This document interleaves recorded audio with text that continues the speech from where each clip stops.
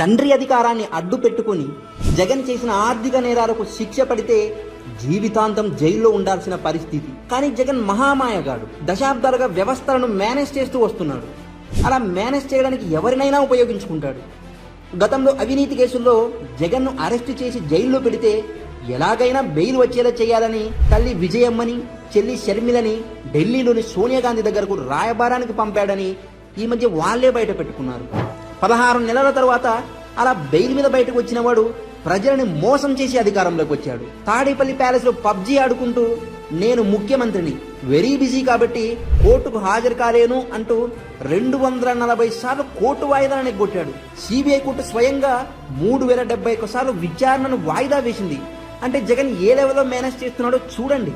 తాజాగా ఈ జగన్ కేసులు మళ్లీ మొదటికి వచ్చాయి.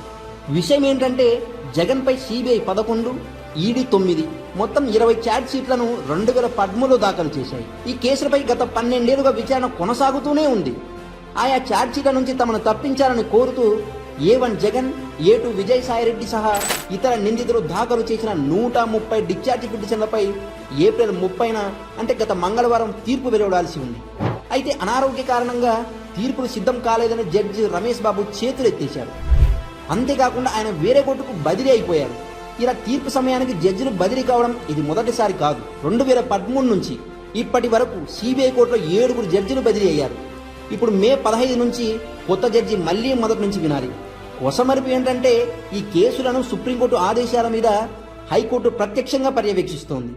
అయినా సరే తీర్పు రానియకుండా జగన్ మేనేజ్ చేశాడంటే ఎంత ఆరితేరాడో చూడండి. బెయిల్ ఇప్పించిన తల్లిని, చెల్లిని బయటకు తరిమేశాడు. అధికారం ఇచ్చి కోర్టుకు హాజరు కాకుండా కాపాడిన ప్రజలను పీల్చి పిప్పి చేశాడు. ఇటువంటి దుర్మార్గుడిని మళ్లీ ఎన్నుకుంటే ఒక ప్రమాదకర నేరగారిని మీరే ప్రోత్సహించినట్టు అవుతుంది. అవునా కాదా? ఆలోచించండి.